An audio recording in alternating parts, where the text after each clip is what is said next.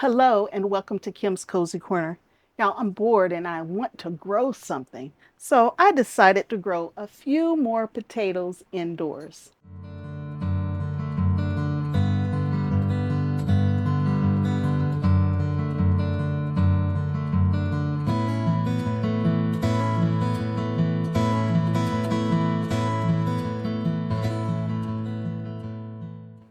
Hi everybody, welcome back to the channel.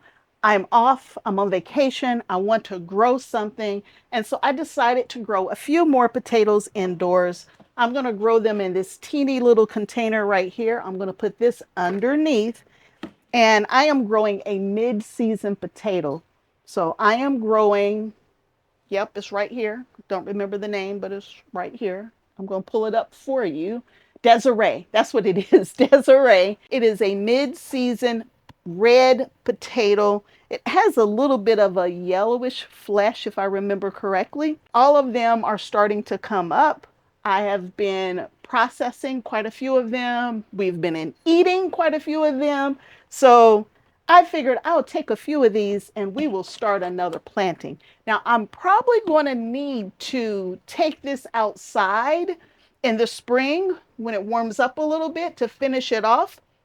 Mid-season is anywhere from, what is it, 90, 50 to 70 to 90 days, I think is what it is. So it takes about 3 months. I'm in January. So I might have to finish this off outside. This is a 2 or 3 gallon. What is this? It's a 2-gallon container. So it's not going to hold a whole lot. And the closer you put your potatoes together, the smaller your harvest will be. And I'm going to put 3 in this 2-gallon container. We'll see what happens. What do I have to lose, right? We're going to start with Happy Frog. And so we are going to dip right out of the bag right here, right into the container.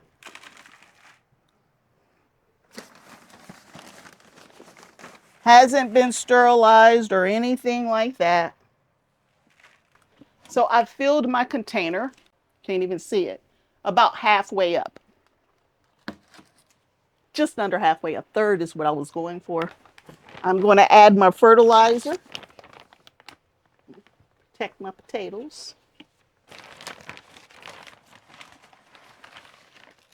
I'm going to put about a half a cup of fertilizer.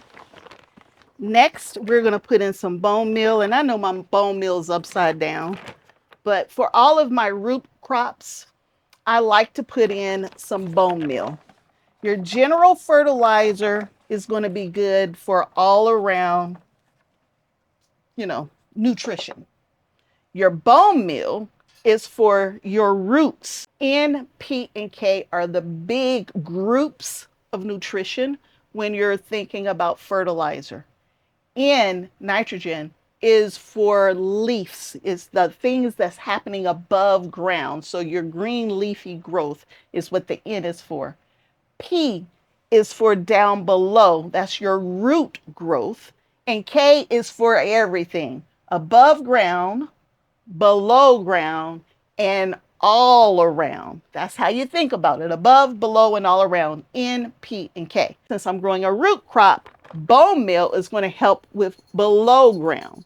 My general fertilizer is going to help with everything because my general fertilizers are 3, 4, 4, all single digit numbers, which is great because it's very level, is very even in how it's going to help grow everything from all angles. This bone meal, I said, was a 412, middle number below ground. So it's going to help a little bit with the greenery and the growth up top, but it's going to focus on the roots. And if I had some blood meal, which I don't, which is basically all nitrogen. Blood meal is all nitrogen, is all about the N part of the numbers. I don't have any, but the general fertilizer is going to do the exact same thing for me. I needed to go grab my gloves. And y'all, I've done videos before, but this way you're not looking for the video on my process. So I'm mixing all of this in. It's supposed to be a third of the way up. I'm putting my Desiree in Y'all, I can't put 3 in here. It's just not big enough. I'm only going to put 2 in here. It's just too small to handle it. Potatoes are in. Now we're going to add more Happy Frog. I just put 1 scoop that time. I'm about right here in my pot. Going to add some more fertilizer, about 1/2 cup, and a little more bone meal. I'm going to mix that in as well. And now all we need to do is provide some water to this soil. Now again, I'm right here. Once the plants kind of peek their head out and I know they're growing, I may backfill it just a little bit, but I want to make sure that it's growing before I put all that extra soil in. Now, I have filled my pots all the way up to the top, called it good, walked away, and never put any more soil in. Backfilling is not required.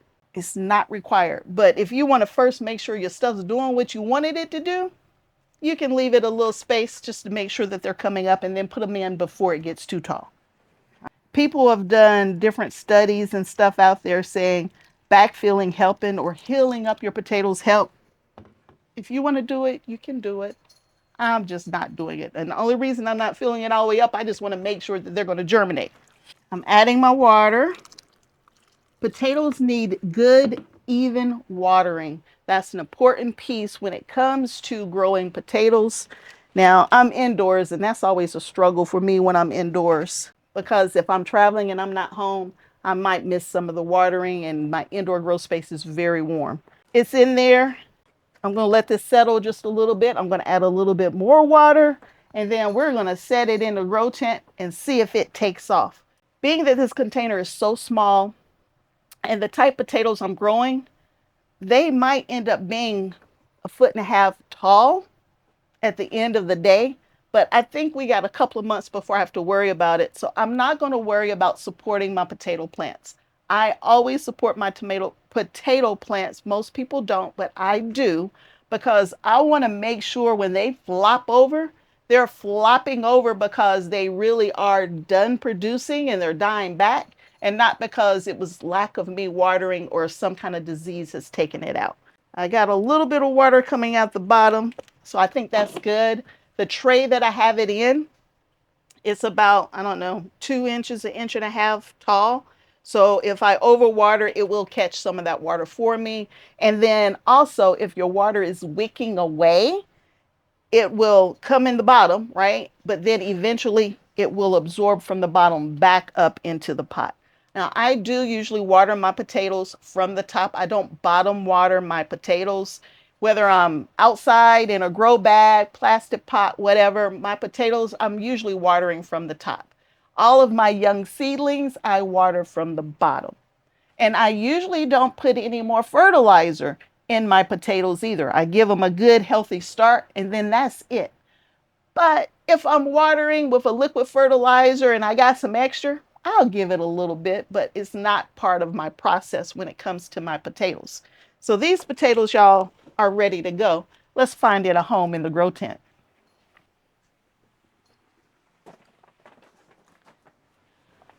So we are in the grow tent. You might be able to see a little better. My soil is, ooh, gotta be careful. My soil is about to right here.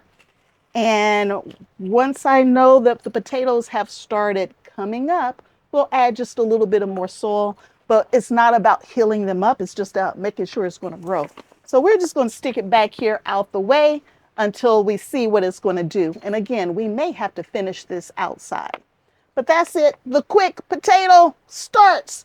Seedlings are in. If you haven't ordered your potato seedlings for outdoors yet, you might want to look into it, because regardless of where you're growing, people are buying their seed potatoes now. And if you want a good variety, you probably want to look at wherever you typically buy your seed potatoes from and start placing your order. Even if you don't get to plant until spring, you might want to get those orders in now so that you can get the varieties you really want before they're all balled up, because the southern gardeners are going to be planting here very shortly.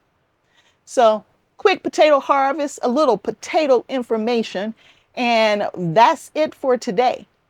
This is what I like to do, and I like to do it with you. So until next time, and I hope there'll be a next time that you hang out at Kim's Cozy Corner with me. Talk to you again real soon, everyone. Bye.